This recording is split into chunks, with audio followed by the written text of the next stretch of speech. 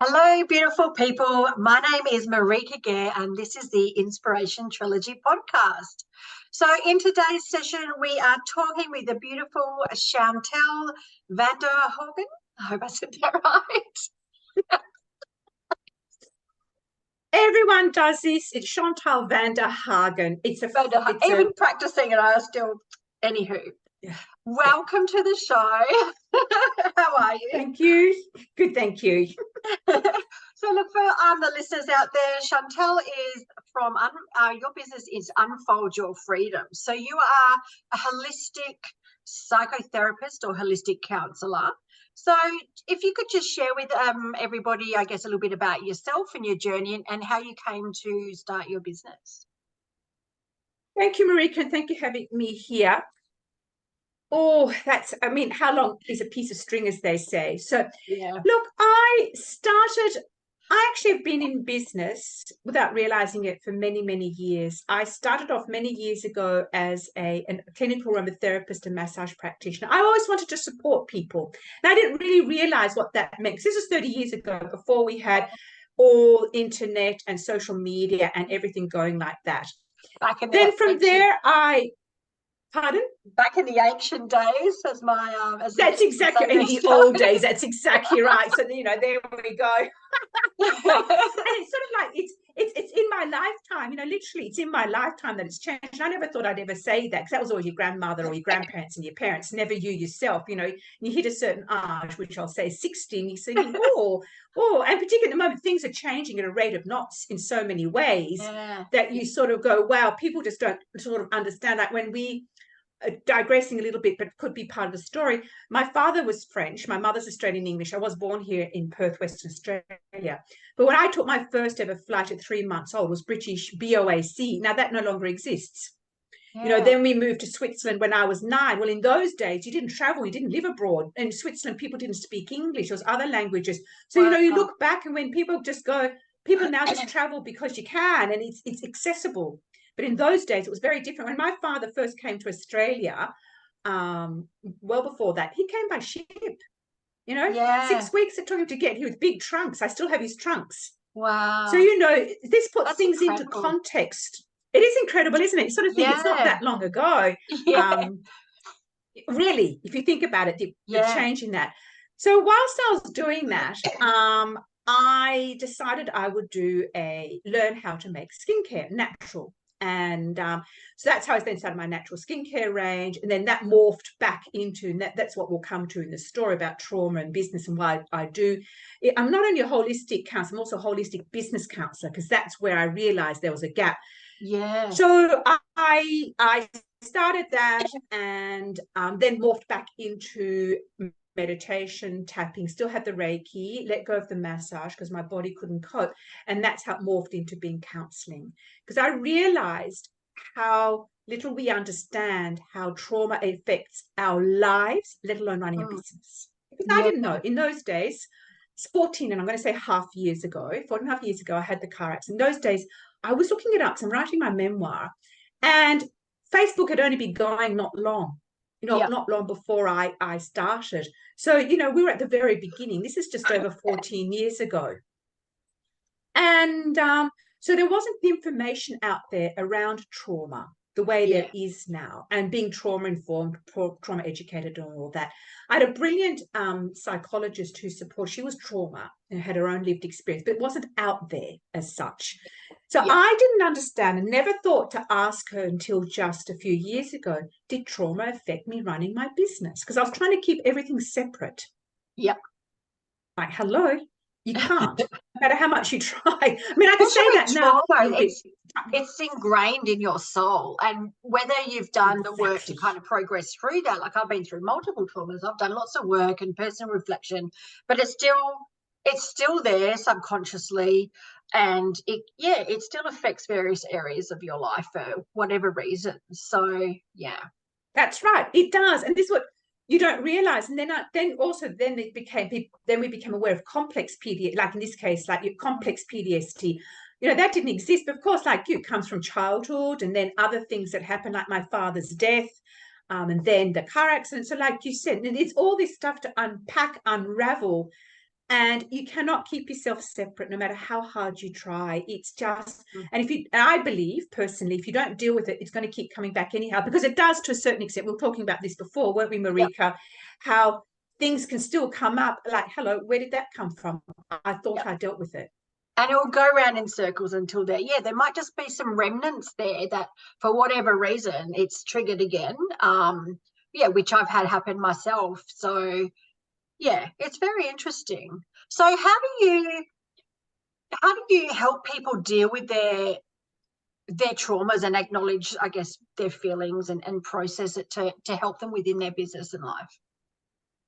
Well, that's a really good question because it's evolving. So what I've done is, so to give you the basic history, because of I have lived experience, so I get an understanding. But I've learned how to do meditation, tapping, Reiki. So I have these different tools to support you, but I've also done the counseling to get what they call soft skills of understanding and empathy, and to be there without judgment. So when you come as a client, and because one of my superpowers, if that's what you want to call, and it was changed from a positive for me with my Reiki master, because I was always very sensitive and I was so in tune as a child because I needed to be on alert constantly to feel safe and like where's my father going to be in that. So I didn't realize what that is. I have a real knack of being able to tune in to your energy, even online. That took me a while to get used to, because of course in my day it was face to face. Yeah. You know, would the integrity be lost by going online? Anyhow, it doesn't. So that's good. So I have this ability. So you come to me and basically it's a combination of talk therapy, because it's powerful to talk, because sometimes you've never shared it before, or you've been given platitudes, or you feel ashamed. All these things come into play. So you need to find someone that you can go, I feel safe. I can be here without judgment. I get held. But not only that, they can then, this is what I do, then I guide you. I look at, right, okay, we can look at, is that a limiting belief? Is that a story? Where did that come from? So we go into the past to be able to be here in the present, to then look at who do you need to become? What do you need to do to change that? To then transform it and then take it into your life and business. Yeah.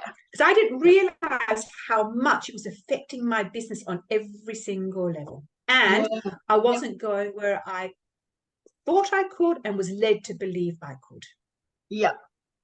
So that's really interesting you say that, because, you know, I've suffered PTSD in the past after my car accident as well. And I had severe anxiety. So what I learned, while I've done a lot of work on myself and I was very aware of that, it did affect areas of my previous business, because, well, I'm still doing that business, but anywho, because I was feeling anxious, even with like the business networking and conversations with people. And I found that, you know, after my car accident, I suffered severe brain trauma. So I lost 70% of my memory.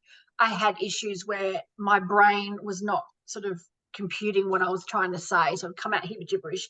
So that was a big part of my anxiety, because I didn't feel like I was talking and articulating the best way I could. So that, it kind of came up a little bit again in my business, even though I'd processed that. I thought it's still having that anxiety in talking to people and moving forward with that. So yeah, it's interesting. Yeah.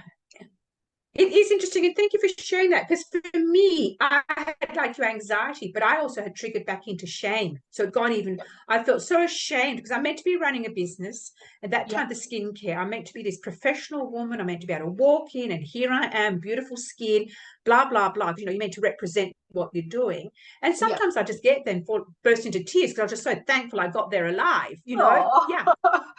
Yeah. So, you know, like that, like I'd sit in the corner, and I'm normally the bubbly girl. I'm normally the out there girl. And here I was, I couldn't even, like you, string a sentence together at times, or I felt so uncomfortable. I burst into tears. So this is why I love what you're doing, and why we need to talk about this, is to understand that we need to learn as a community or as a society, how do we hold space for people who have had trauma or diversity or a disability of some sort, that we can just hold them. We don't need to understand. I don't understand your experience, but I can have empathy. I can go, you know what? I can still hold space for you. Yeah. Yep. You know, and that's what I love about Brené Brown when I was reading. I think it was her Dare to Lead, when she explained what empathy is, because I couldn't understand, how could I work with people? And I don't need to have the story that you've had. Yeah. all I need, everything I need is just empathy, acceptance without judgment. Because in the end, which is interesting, you talk about your accident. See, my accident in itself was benign, okay? So I came out with severe whiplash. Yeah. But and I've read this from Peter Levine's Walking the Tiger, and of course working with the counsellor. It's what I brought in that moment that triggered. So that's what triggered the complex PTSD. It's everything at that moment collided with that car accident, that young man coming in the back of me. But it took me a long time to understand that, because in the old days, I would have listened to you and gone, oh, her accident was so much worse than mine. And how come, I didn't have the brain injury, but I'm this, that, and the other. See, I would have gone into that whole concept of what's wrong with me, Yeah. Okay. And done that comparison rather than going, my experience is my experience, yours is yours. Yeah. For both of us, it was traumatic. Exactly. But it's what we as individuals bring to, in this case, an accident. Yep. Yeah. And that was very freeing when I heard that. It was like, okay, that's okay. I don't need to compare myself. That's why I want to talk about the word they call benign, or it can be something what you think you shouldn't have a reaction to, that you can. That's how we dismiss a lot of our experiences and then don't deal with it, because it's like, well, it's not that bad, or it's just something that happens to everyone, or whatever it might be, Yeah, we do those sorts of comparisons in all areas of our life, really, and we judge ourselves so harshly. That's right. Yeah, so That's right. look, going through, so you do all sorts of areas to help people. So you do intuitive, you do work with chakras, Reiki, talk therapy, Akashic records, EFT tapping, meditation. So you do a whole, variety of things to help them get through that. So one thing that I do want to touch on is the EFT tapping. So I've heard a lot about it, and I've seen a few things on TikTok or those sorts of things. It does look a bit odd. So can you explain the sort of the theory behind it? So how does it actually work, rather than just looking silly tapping away, doing things in public? I know it does feel. Look, when I first started, put me off for years as well. So rest assured, I hear you. Yeah. And I'll give you how it is for me. So this is coming from my experience. Basically, EFT tapping is working on what you call meridians, certain points, energy points in your body. Now, what happens is you normally start with a negative, because that's often where we're in the negative. And then you have a certain structure you do. Now, I go off, I don't use the structure anymore as such, but I get you started to understand. And you tap on various points as you're saying the negative. Then what happens is, after a while, we then start to reframe that for it to become positive. What you're doing is then starting to change, whether you wanted to call it the laneways in your brain or in your body, and then that's how you get your house. So it's just another lovely tool that you can use for anything, anywhere. So, for example, if you are at work or you're working with a client or something's happened, you can just tap on your thigh, or just tap somewhere, just to calm you, to reassure you, just to go. Might be, for me, I did for a long time, I'm safe. Yeah. So I tapped on my body. So that was a reminder for me to come back into my body by tapping on my body, just going, I'm safe. And then that would just help calm my body down and do that. So that's simple in a nutshell. I have got a YouTube video on what tapping is, because I think it's a very powerful way of doing it. And it is emotional freedom. It does free you emotionally, but it also can free you spiritually and physically. So I worked on the pain in my body. I worked on all sorts of things. Now I tend to work with it also for the positive, to enhance the beautiful feelings that I'm feeling now. To bring that into my body. So more than I'm safe, I'm a sovereign woman, I'm excited, I'm really loving what I'm doing. So I will tap through my body to get that anchored into my body, to start going, my body can go, yes, this is how it feels. Oh, okay. So when I slip into doubt or anxiety, what I can then do is I can go back to tapping to then recalibrate and come back. Okay, I was in anxiety, that's how it feels. I'll tap, hey, I'm safe. Okay. Back into it. But this has taken time. This hasn't happened overnight, Oh, that's interesting, because you can, a lot of people get anxious if they're presenting or doing meetings, but as you say, if you tap on your tie or somewhere under the table, you can still do it without everyone seeing. So that's a good little tip. So And so what about another one that I'm interested in touching on is Akashic Records. I know a lot of people Yes. may not really know what that is. So can you explain that for the listeners? Yes, I can. I only found them out recently myself a few years ago. Akashic Records is basically your book of life. And if you go back and look in different religions, that's what they call them, is the book of life. Yeah. So really it is, again, my words, I love this. It's like you have a lovely library. So you create, it could be a modern library, an antique library, and you have a process to go in there. And you have, so you will call in a certain part of your life that you want to look at. Could be in business, it could be personal, it could be health. And then you go through a process to look at what's there, to clear it, to see what comes up. So it looks at past lives, past, present, and never looks into the future, because you can't do that. But it just, again, is another form of clearing and understanding. So I have a beautiful little process that I take you through, because ultimately I want you to be able to go into your Akashic Records as well yourself and know. So for me, I work with it slightly differently to others. There is a process where I do need your legal name and date, certain things, so we make sure we've got the right person. See, I tied in with my Reiki mastership, with my Reiki, because again, when you do Reiki too, which is using symbols, calling in the energy, you need to have permission. Yeah. Right. So I combine the two to be able to tune into your energy at another level. Okay. And what I've got to then have to learn to do was learn to trust what came through, because it might not make sense. I don't need to make sense of it. So it's what's coming through for you as the person. Number two, it might not make sense for you.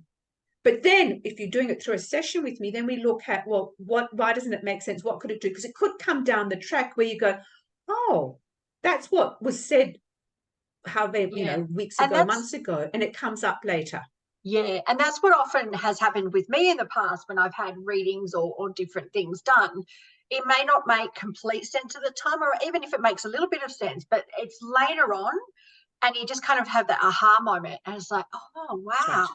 And so a lot of That's it just, because there's often so much to process as well in a session. So your body and your mind, it just takes time to kind of bring it in a greater depth. So that's really interesting. So tell us a little bit more about the chakra work that you do as well. I love that too. I started with these years ago, and again, I just use all these different, because of course, like, first of all, I used them on myself. And again, it was always part of, for me, it was always part of talk therapy, because I have heard some negative things that talk therapy, yes, it can be.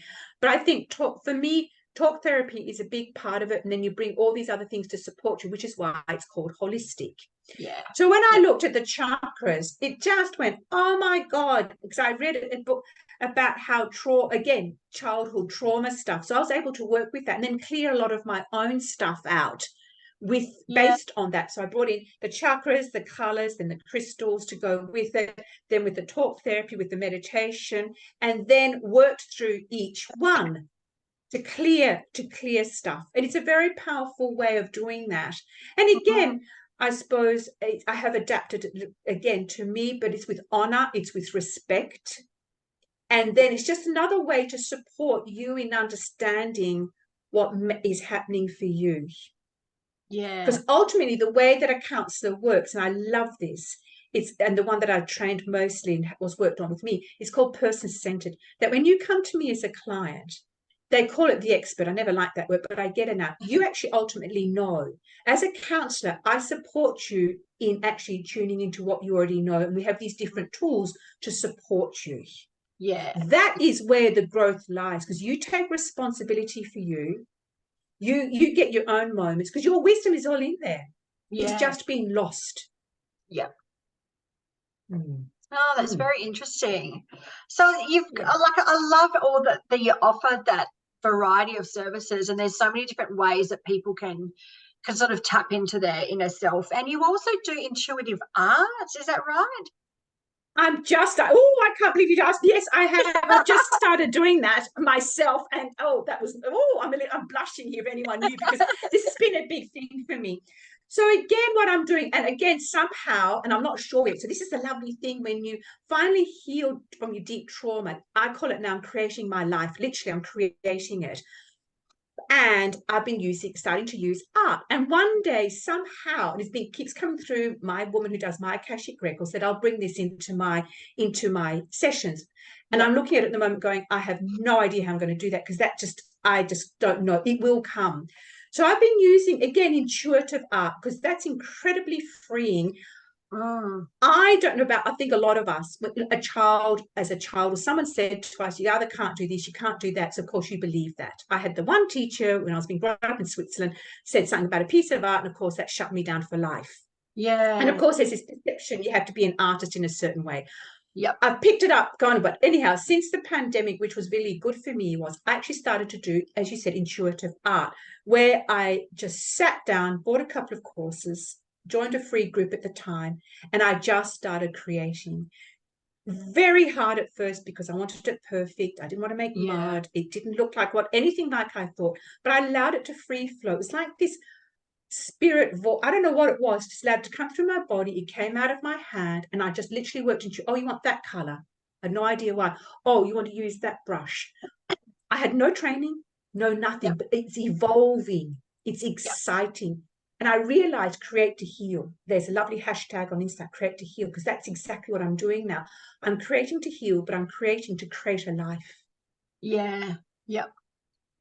And it's beautiful. So eventually I want to be able to bring that in, but I have to overcome the fact that I don't have a piece of paper to say that I'm artist, but it's just a matter of saying, bring something, we'll just sit down, we'll just doodle, because the issue where I would work is what is holding you back. It's not the piece of art you're going to create. That's the next. I will come in and go, you'll go, I can't, for example, so like I'll say, just sit down and do something, you freeze. I can't do that. Then that's where I'll go in, okay, let's look at that. Where does that come from? What is stopping you from doing that? That's where the exciting bit comes in.